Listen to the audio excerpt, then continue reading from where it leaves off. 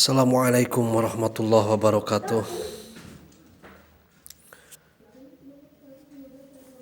Hadirin rahimakumullah, pada kesempatan kali ini insyaallah saya akan menukil sebuah keterangan dari kitab Al-Fawzu wan Najah bil Hijrati ilallah, ta'lib Syekh Muhammad As-Said At-Tijani, salah satu murid seorang waliullah yang sangat-sangat terkenal dan fenomenal, seorang wali kutub, wali maktum, wali yang disembunyikan oleh Allah, yaitu Sayyidi Syekh Abil Abbas Ahmad At-Tijani radhiyallahu anhu warḍabi. Murid beliau yang bernama Syekh Muhammad tersebut mengarang sebuah kitab, yaitu kitab Al-Fawzu wan Najah, yang mana dalam kitab ini kita akan melihat atau membaca sebuah fadilah, yang mana fadilah tersebut dari bab Fadlul Istighfari atau keutamaan membaca istighfar. Ayat-ayat Al-Quran yang memerintahkan kita untuk memperbanyak istighfar itu banyak sekali, dan diantaranya ada dalam surat Nuh. Bismillahirrahmanirrahim. Faqul tustaghfiru rabbakum innahu kana ghaffara yursilis samaa 'alaikum midrara wa yumdidkum bi amwalin wa banina wa yaj'al lakum jannatin wa yaj'al lakum anhara. Kurang lebih seperti ini ketika Nabi Nuh itu diperintah oleh Allah, dan Nabi Nuh mengucapkan istaghfiru, memerintahkan kepada umat-umatnya, istaghfiru, hendaklah kalian meminta ampun, hendaklah kalian beristighfar, rabbakum, kepada Tuhan kalian semua. Hendaklah kalian memperbanyak minta ampun, memperbanyak istighfar kepada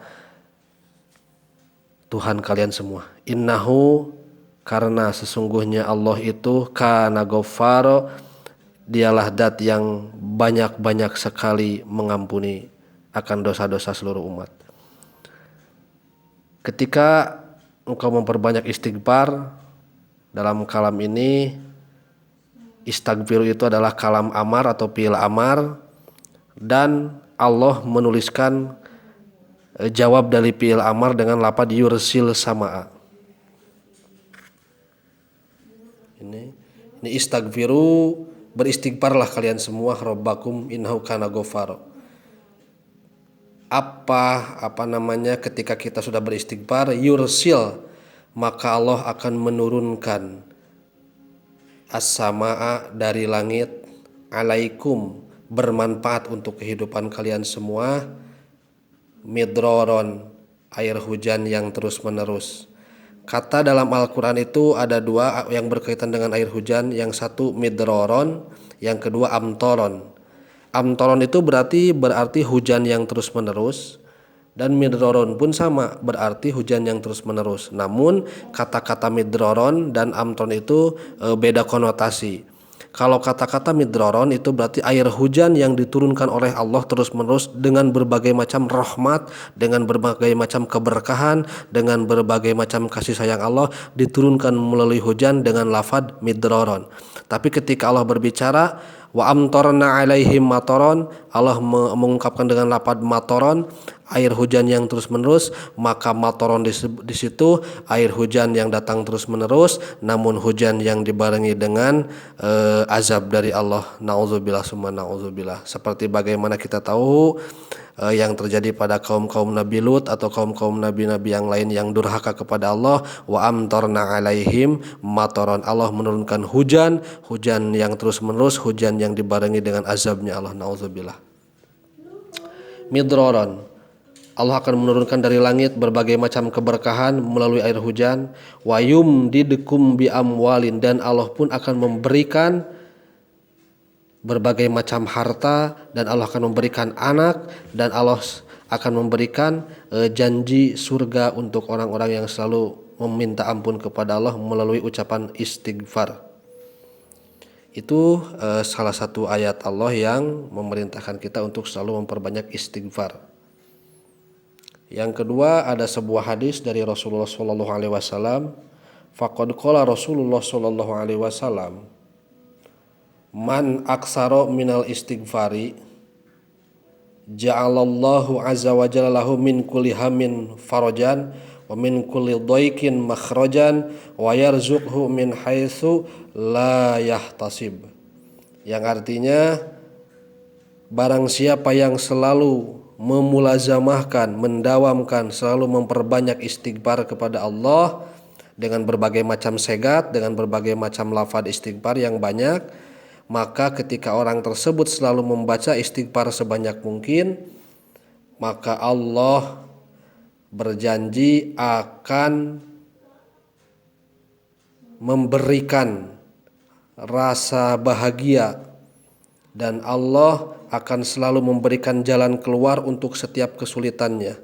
Ketika kita dilanda kesulitan apapun, baik kesulitan masalah ekonomi, kesulitan pekerjaan, kesulitan yang berhubungan dengan keluarga, dengan teman, atau kesulitan apapun yang berhubungan dohir atau berhubungan dengan batin, maka Allah akan memberikan jalan keluar orang tersebut dengan jalan atau dengan cara Allah sendiri, yang mungkin kita tidak bisa memprediksi bahwa segala urusan ini akan akan selesai dengan cara-cara Allah dengan begitu mudahnya.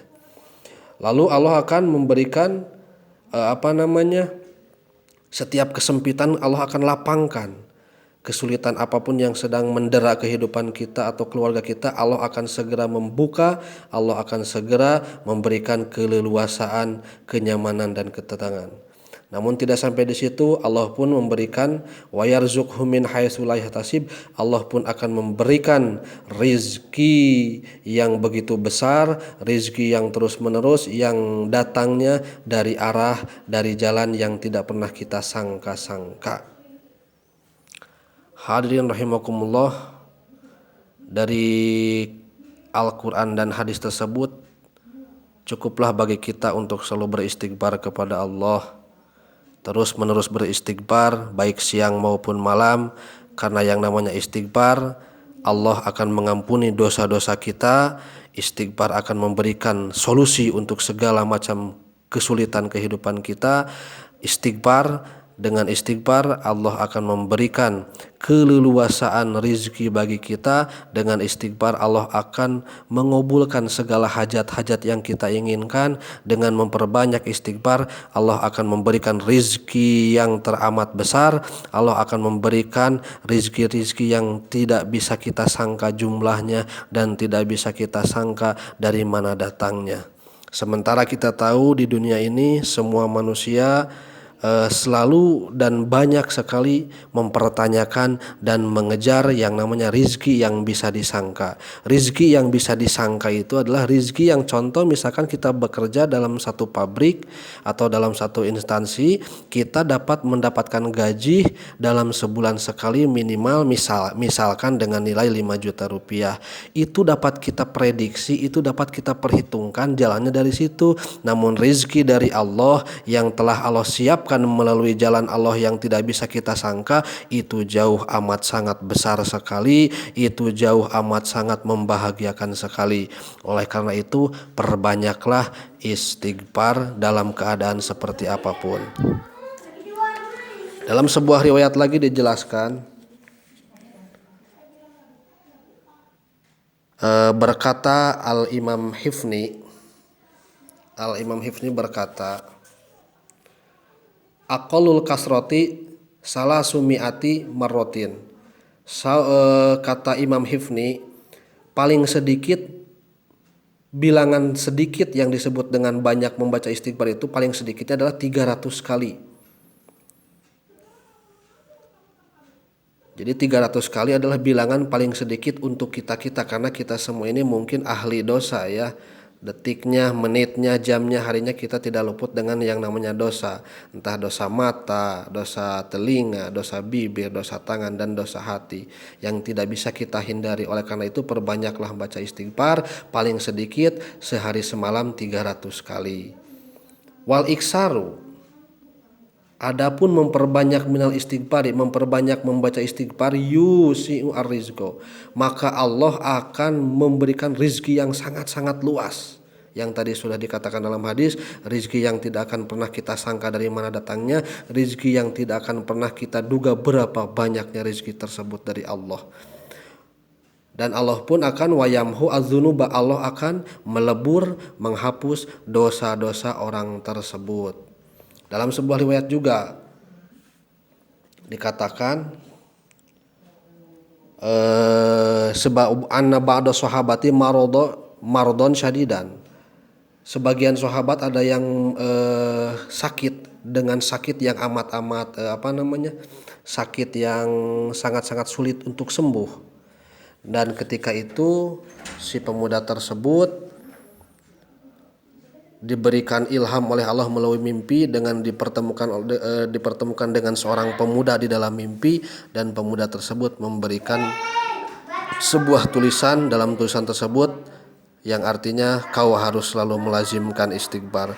Pada saat itu sahabat tersebut selalu melazimkan istighfar siang dan malam. Setiap waktu sholat dia tidak kurang dari 300 kali. Sehabis sholat 300 kali, setiap sehabis sholat 300 kali, setiap mau tidur 300 kali, dan hendak bepergian pun dia selalu membaca 300 kali.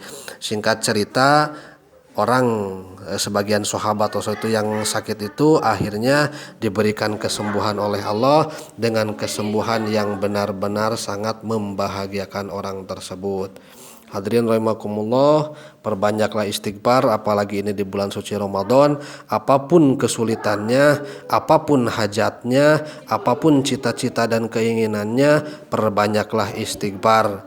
Karena istighfar akan menjadi solusi, istighfar akan menjadi rizki, istighfar akan menjadi kesehatan, istighfar akan menjadi peluang-peluang yang hebat, peluang-peluang yang amat membahagiakan di kemudian hari, baik di dunia ataupun di akhirat. Oleh karena itu, ini bulan Ramadan, mumpung masih ada, silahkan perbanyak istighfar. Sekali lagi, semoga kita semua semoga dijadikan jadi ahli-ahli istighfar oleh Allah Subhanahu wa taala, dan semoga dosa-dosa kita diampuni, dosa ibu bapak kita pun diampuni oleh Allah Subhanahu wa taala. Untuk segat istighfarnya yang paling pendek mungkin kita akan pakai lafaz astagfirullah, astagfirullah, astagfirullah, seperti itu. Namun harus diperhatikan cara pengucapan istighfar itu agar faedah-faedah yang tadi telah saya sebutkan itu bisa kita rasakan. Maka ketika bibir membaca istighfar astagfirullah, astagfirullah, astagfirullah, maka hati kita teruslah meminta ampun kepada Allah. Bibir ucapkan astagfirullah, maka hati kita terus meminta, ya Allah, tolong ampunilah seluruh dosa-dosaku, tolong ampuni dosa-dosaku yang besar ataupun yang kecil, yang terasa tak terasa, dosa-dosa yang mungkin direncanakan atau tak direncanakan, dosa yang mungkin aku masih ingat ataupun yang sudah aku tidak ingat. Tolong ampuni dosa-dosaku ya Allah, tolong ampuni seluruh dosa yang telah kukerjakan dan yang akan kukerjakan. Semoga kita semua diampuni oleh Allah, seluruh dosa kita diampuni. Amin Allahumma amin. Hadanallahu wa iyyakum ajmain. Wassalamualaikum warahmatullahi wabarakatuh.